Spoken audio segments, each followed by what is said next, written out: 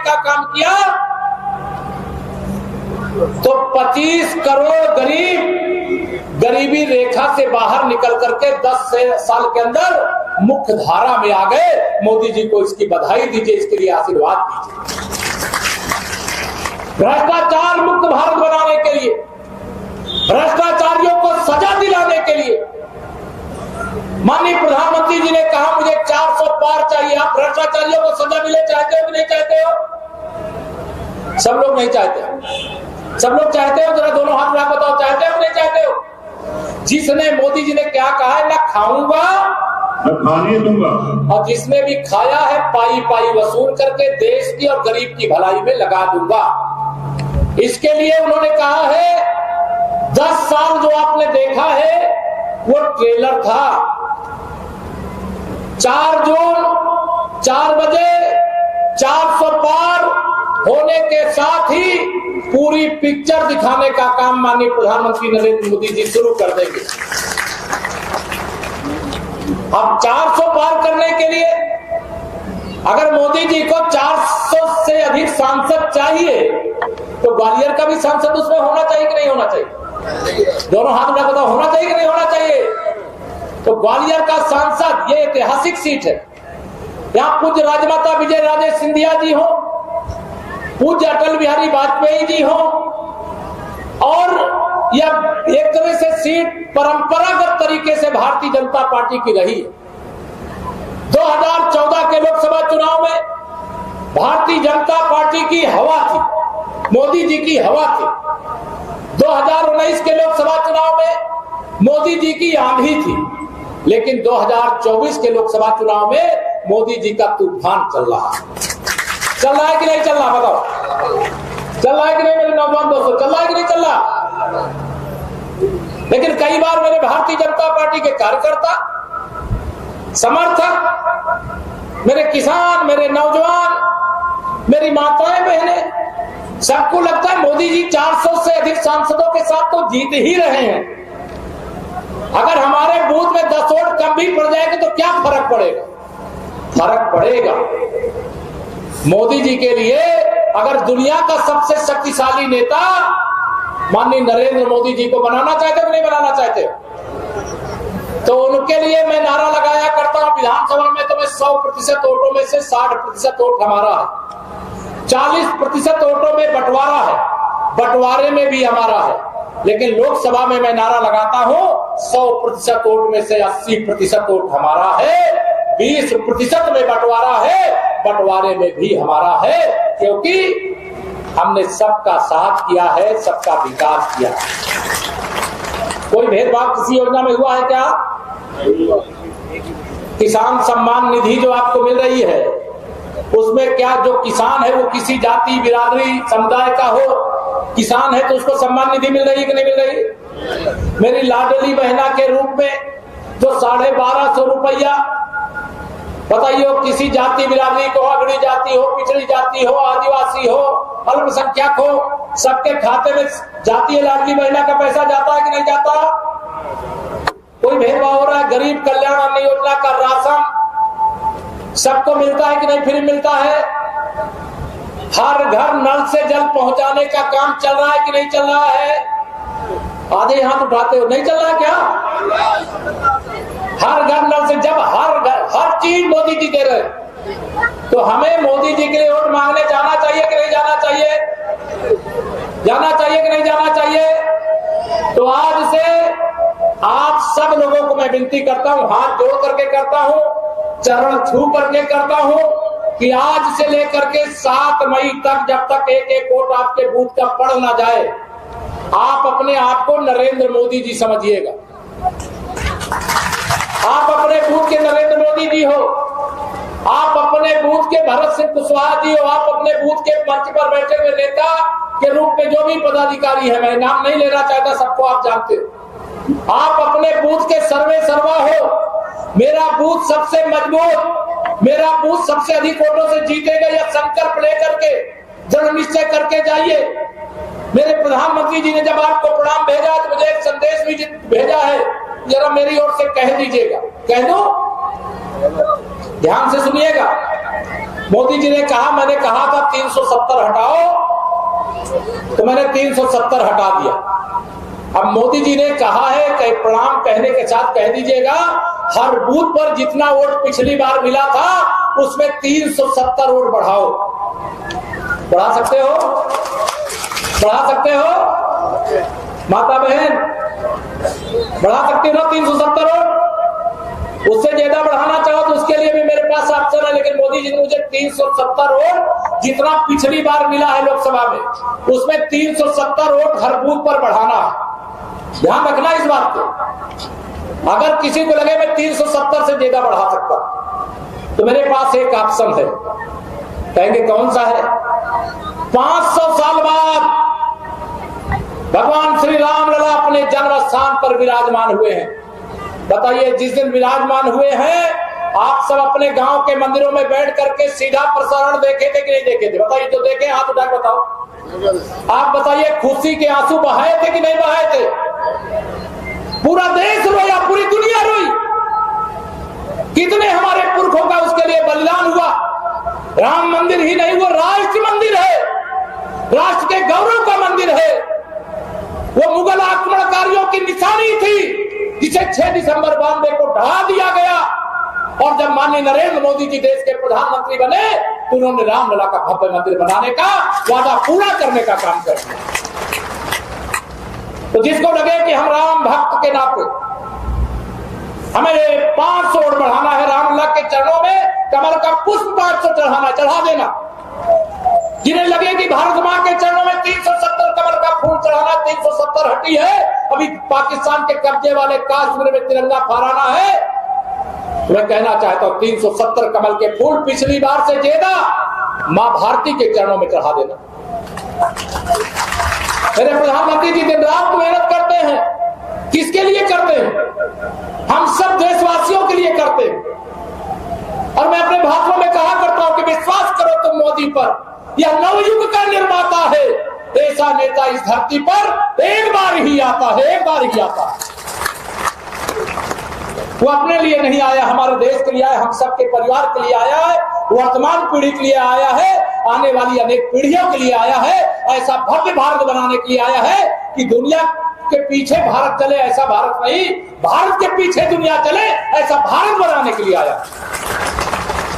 और ऐसे माननीय नरेंद्र मोदी जी के हाथों को कमजोर करने के लिए वो कांग्रेस पार्टी, जब इनकी देश प्रदेश में सरकार थी, देश में इनके प्रधानमंत्री थे और वो मध्य प्रदेश में इनके मुख्यमंत्री थे, उस समय संसद में खड़े होकर के बड़े बुजुर्गों को मालूम होगा, युवा पीढ़ी को भी सोशल मीडिया देखिएगा, श्री राहुल गांधी जी के पापा जी श्री राजीव गांधी जी प्रधानमंत्री रहते हुए संसद में खड़े होकर के कहे थे कि हम दिल्ली से अगर 1 रुपया भेजते हैं तो 15 पैसा पहुंचता है। मेरे प्रधानमंत्री मोदी जी ने देश के गरीब अमीर का भेद किए बगैर, महिला पुरुष का भेद किए बगैर सबका बैंक में खाता खुलवा दिया। सम्मान निधि भी बैंक के खाते में भेजते हैं, लाडली बहना का पैसा भी खाते में भेजते हैं, प्रधानमंत्री आवास योजना का पैसा भी खाते में भेजते हैं। केवल दिल्ली से मैं हिसाब बता रहा हूं, केवल दिल्ली से मोदी जी ने 34 लाख करोड़ रुपया भेजा है, अब तक बैंक खाते में भेजा है। जो मध्य प्रदेश में भोपाल से आया होगा उसका हिसाब मैं नहीं लगाना चाहता। अगर कांग्रेस की सरकार होती तो आप सबको मिलता 5 लाख करोड़ रुपया और 29 लाख करोड़ रुपया ये पूरे कांग्रेस के दलाल खा जाते। और आज मोदी जी ने उनकी दलाली बंद कर दिया है, उनकी भ्रष्टाचार की दुकान पे ताला लगा दिया है, कई भ्रष्टाचारियों को जेल भेज दिया है। ये सारे भ्रष्टाचारियों का परिवार मिलकर के, भ्रष्टाचार के दलदल में डूबे हुए दलों ने मिलकर के इंडी गठबंधन बनाया। क्या लक्ष्य है? कहते हम तीसरी बार मोदी जी को प्रधानमंत्री नहीं बनने देंगे। बताइए, सारे लोग मिलकर के मोदी जी को तीसरी बार प्रधानमंत्री बनने से रोक सकते हैं क्या? रोक सकते हैं क्या? यही मंसूबे पाले हुए ये बैठे हुए कि हम इनको रोक लेंगे। लेकिन मैं ये कहना चाहता हूं, जो बनाने वाले अगर मोदी जी के साथ है तो तुम्हारी औकात नहीं है कि तुम मेरे मोदी जी को तीसरी बार प्रधानमंत्री बनने से रोको। 2019 में भी मैं यूपी से आता हूं इसलिए बता रहा हूं। सपा बस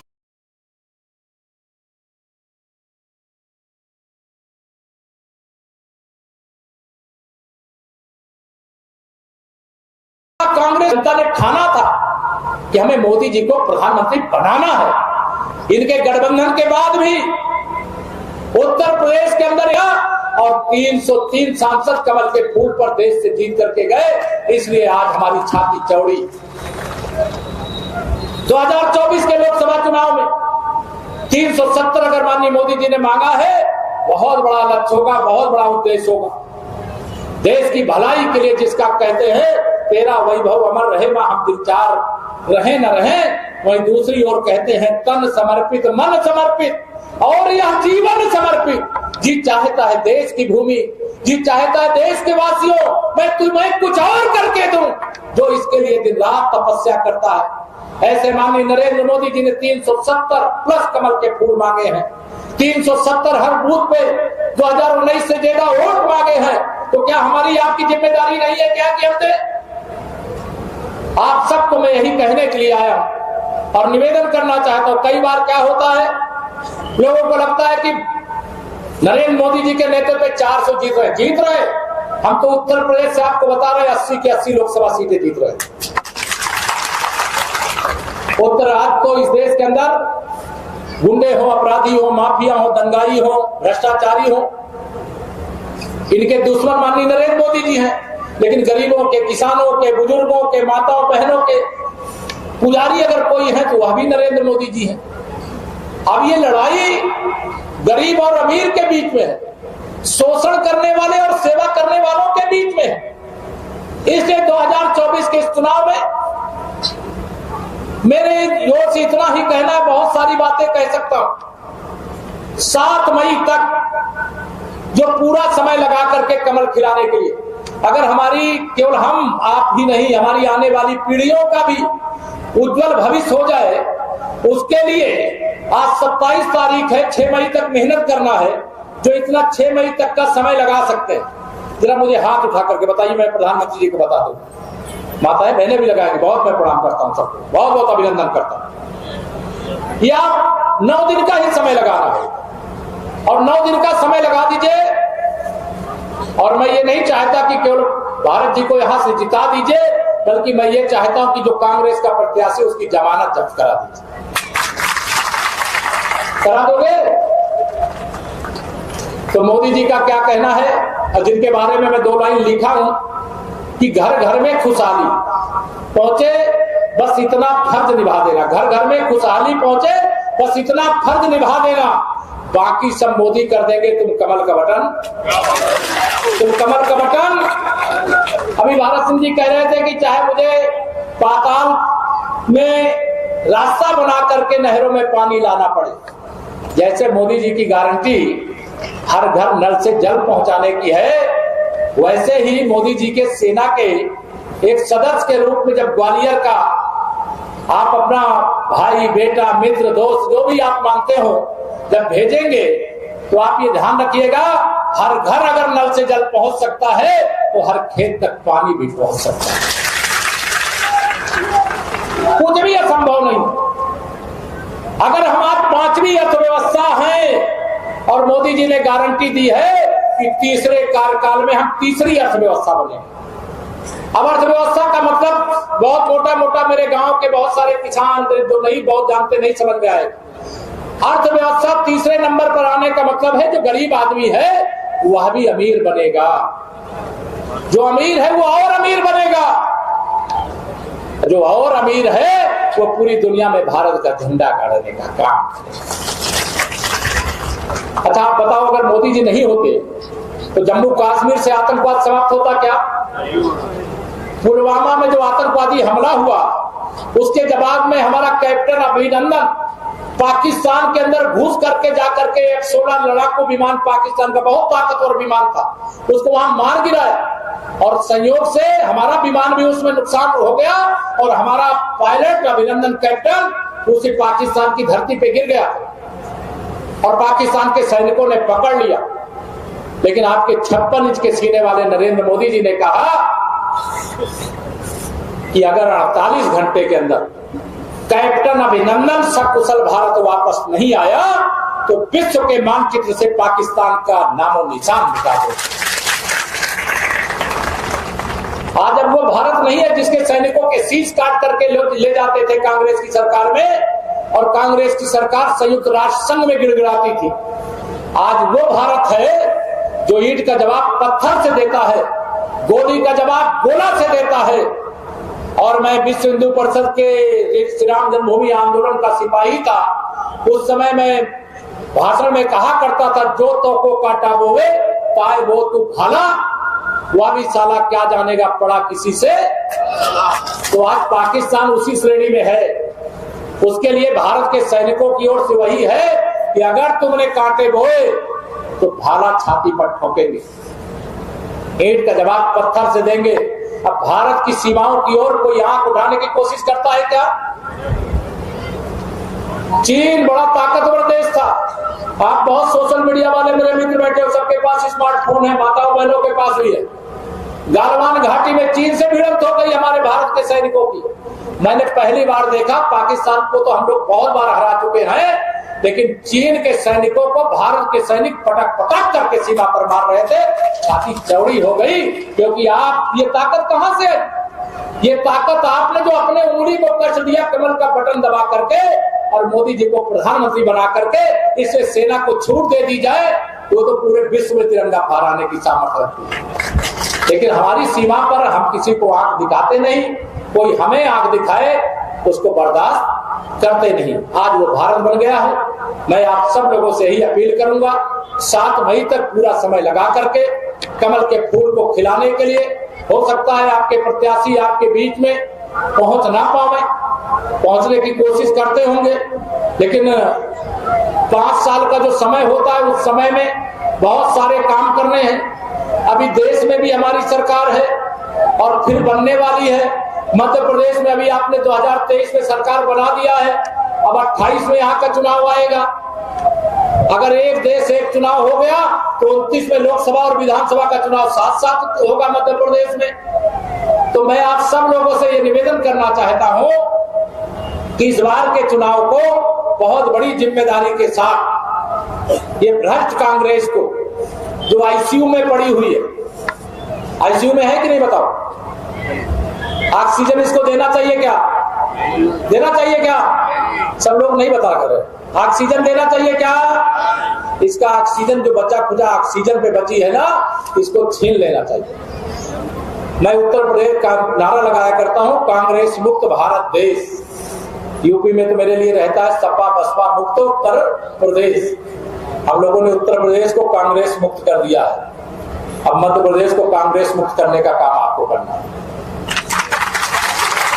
कांग्रेस एक बहुत बड़ा राष्ट्रीय रोग की तरह,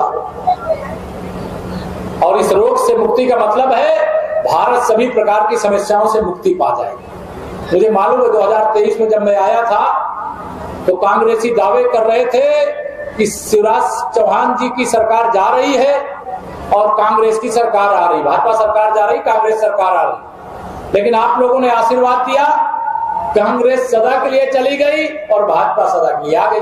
अब 2047 तक न मध्य प्रदेश से ये विरोधी हटा पाएंगे और न देश से हटा पाएंगे, क्योंकि विकसित भारत बनवाए बगैर देश की जनता कह रही है हम भाजपा से ही विकसित भारत बनवाने का काम करेंगे, कमल खिला करके बनाने का काम करेंगे। आप सब यहाँ इतनी बड़ी संख्या में आए, मुझे वापस भी जाना है। आप सबको भी अपने अपने बूथ पर आज जो वादा किया मेरे मित्रों, मेरे बुजुर्गों, मेरे दोस्तों, मेरी माताओं बहनों, उसको निभाना भूल मत जाना। और 4 जून 400 पार फिर एक बार मोदी सरकार बनने के बाद आपको अयोध्या आना होगा, आइएगा, मुझे बुलाना होगा तो बुलाइए। बहुत बहुत धन्यवाद। भारत माता की, भारत माता की, आप सबका आभार। बहुत बहुत धन्यवाद।